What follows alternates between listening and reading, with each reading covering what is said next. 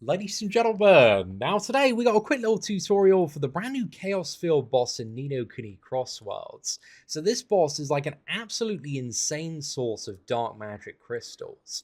But if you don't know how to get to him, like he's a little bit confusing, a bit of a pain in the ass to get to at first.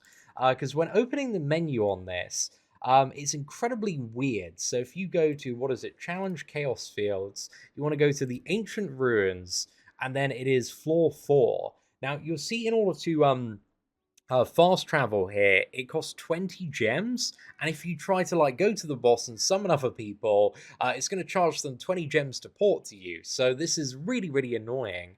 So what you actually need to do in order to access this boss is go to floor 3, and you need to fast travel there, and essentially just walk to the end of it. And this is the way that you can get in. Again, you can have a look at my gems now just to see like 4,240. They're like going through this final door here, which has been unlocked with the daily update, will not actually consume your gems. Unfortunately, I got tagged by one of those mobs on the way in, so we're not mounted for a second. Just need to like roll out, roll out the way. So yeah, it's a little bit annoying, like the inconvenience here, because the boss, like, he lasts for a few minutes at the moment, but you know, as players get more and more stacked, he's going to go down much, much quicker. And the interesting thing about this boss is that, unlike the field boss, all of the health pools are shared between the channels. So if a channel you're in is a little bit too crowded, then you can move to another one. And there's a reason you might want to do this as well, because this is also the area we're about to go into is a lawless area, meaning anybody can turn on PK and kill other players without consequence to their rating. So for some servers, man, it's going to be a little bit toxic, so make sure you have a good party there.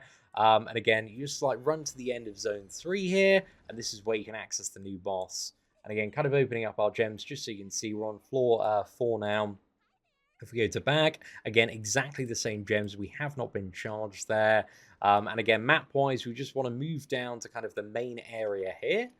So you just got some, level 80 mobs to run past. Again, it's quite a quick run once you get to the 4th floor in order to get to this final chamber with the boss here. So yeah, you just go down here, and then we are going to fast forward to when the boss spawns. Alright, so we are less than 1 minute away now from the boss spawning. If you see the time down here, again, it's like 29 minutes after we did the field bosses. So yeah, we've got the party set up here. Roadkill is actually like our top DPS witch, absolute beast of a unit. And in terms of the support here, we got 2 engineers in our group. We have me as well for the additional healing, but because these two are running the, the buff, which reduces basic cooldowns, it means like there's not really a need for a third one. And then we've got Throft here, who's running the attack bonus. But anyway, the boss is up now, so let's go for it, mate. Let's go for it. Right. Oh, Magician's here as well. Okay, Roadkill should take the aggro. And then, when we did this boss last time, there actually wasn't too much that happened toward the beginning. I'm just going to, like, get in the middle, chuck down the big heal here. Yeah, there's, like, the kind of, like, big slam, which echoes a little bit. But it wasn't, I think, until, like, 75% or below, mechanics really started coming into play. Like, anybody that wasn't Roadkill actually needed to dodge something here. Throft, I think he cleaves in front, so yeah, don't stand in front of the boss. I noticed Throft was getting a little bit murked there. Right, okay, this is like the circle, which has like 4 hits. It's kind of a whirlwind attack there. But yeah, when we did this earlier, man, I think there's like 15, 20 of us. There wasn't that many, and it was a bit of a struggle to get him down. Okay, nice. Roadkill he's doing quite well there in terms of the hit points. All our groups like massive chilling for the most part. Again, this boss, in comparison to Yeti in like general difficulty, much, much easier. The Yeti, there is so much to avoid constantly. But with this one, there's only like bits and pieces. Like, Wim definitely got cleaved there. Oh, yeah, sorry, I didn't realize he was doing the stomp already. So yeah, that's kind of similar to like the Yeti's final phase animation.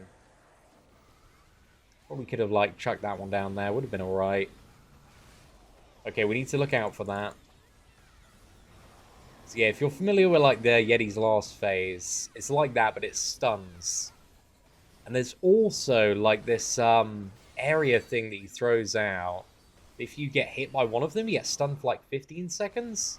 Okay, yeah. So if he goes for the stomp and not the spin, you've got to run in. And I think this is probably going to be the spin. So 1, 2, 3, 4. And then we can run in. Chuck down my heal, get Jiggly topped up. Keep peppering on those heals on roadkill there. I don't actually have the talent set up for overhealing with shields, but I know some of the other engineers do. I'm a bit more of a damage-focused engineer for the most part. Right, that's the stomp. So run in. So yeah, you just got to like stay on the edge, really, of that one. And then if it's after that, it's probably going to be the spin. Oh! Soft. Certainly testing out the damage of this boss here. Took a little way of a cut, but he didn't get fully knocked down. So it's the perks of having, you know, a few engineers on the team. There's plenty of heals on top of potions that are very much accessible. Okay, right. So that's the spin, and then after this could be the stomp. Likes to do them often back to back or in quick succession. Okay, not going for the stomp.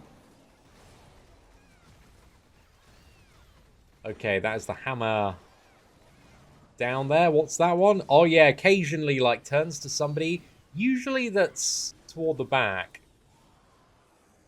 and just goes a little bit ham. To be fair, if we really wanted to YOLO that, I think I've got enough health to stand in the spin. But again, it's not good practice. And we should try to avoid that. Okay, what are we doing here? Let's get out. Okay, the spin. Forfeit. And you can just go straight back in. Okay, this is definitely going to be the stomp. Again, half the channel is stunned by that. Okay, that should be the spin.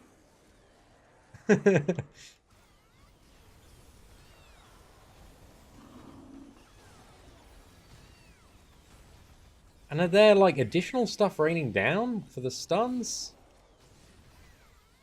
Again, if you see him facing your way, dodge out the way. It's probably not going to be too good.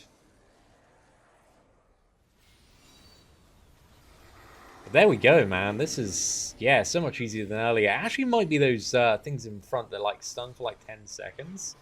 Because, yeah, I haven't seen, like, anything else this run. It's kind of messed this up too bad. So yeah, difficulty-wise, yeah, the mechanics, like, once you get used to the timings, man, very, very easy. Okay, this one's going to be a stomp, and then we run in. Count at least, at least 6 stun there, I believe.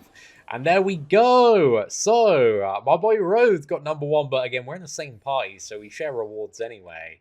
So yeah, that's fantastic. So you see, doing this is 30 dark magic crystals. And then also on top of that, you get this box, which contains even more of them. Also 50 medals and some accessory upgrades as well. So yeah, just for doing that boss, which we can literally do up to 4 times every 24 hours. Granted, again, most people are going to be awake and available for like 2 or 3 at most. So yeah, overall on a weekly basis, man, this is a pretty generous endgame source of dark magic crystals. Again, this boss appears 4 times a day, and also the health pool is shared across all the channels as well. So it's not like any of the field bosses where it's like channel 1, channel 2, channel 3, you gotta go, you know, farm everything. It means like more people can kind of join in the nuke, and as everybody is constantly upgrading and being more aware of this boss as well, again, the kills are just going to get very quick. I would imagine in like a week or 2, we're probably going to see something like sub 30-second kills on the majority of these. If you've been playing since the launch of the global version, you'll know how it is with like Vulcan or the Yeti. Like 1 week they're unkillable, the next week they're going down in like 30 seconds. So yeah, there's so many different ways to like power up and progress your characters in this game that the whole server just gets very stacked really, really quickly. But yeah, overall, if you did enjoy today's quick little tutorial video, please do smash that like button. That'd be greatly appreciate it. Thank you very much for watching. Take care, and I hope that you have an absolutely fantastic day. You are not subscribed to the whale sin of spending? Who decided that? Subscribe now, or enjoy the bitter taste of